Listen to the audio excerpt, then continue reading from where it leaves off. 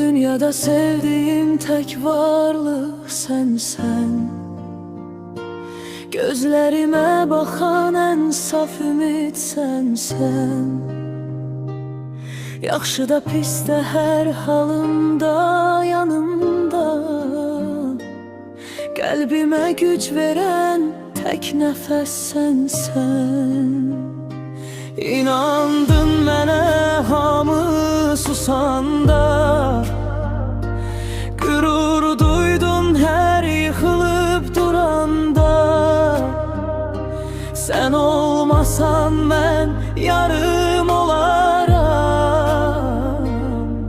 Bu hayat mənə yarım qalanda.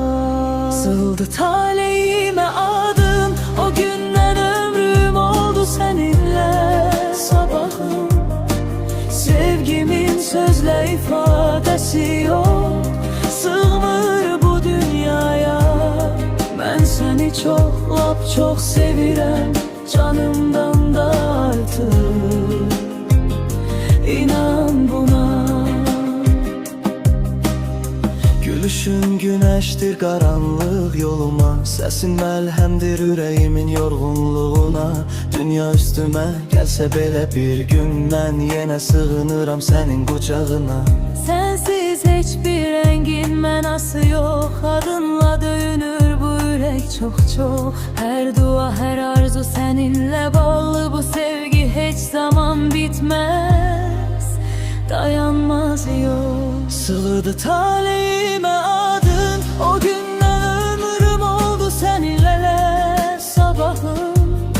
Sevgimin sözle ifadesi yok, sığmır bu dünyaya. Ben seni çok lap çok sevirem, canımdan da artık. İnan buna. Ellerini elimden hiç bırakma. Bu sevgi ölse de ruhumda yaşar daima. Hayat yoldaşım, ömrümün sahibi. Adınla geçirer saniyem her anımda. Bu dünyada tek hakikat sensen. Kısmetim, talihim, nefesim sensen. Sözler az kalır sevgimi anlatmağa. Çünkü yüreğimde bir dünya kadar sensen.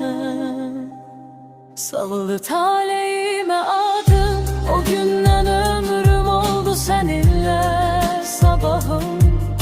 Sevgimin sözle ifadesi yok, sığmır bu dünyaya.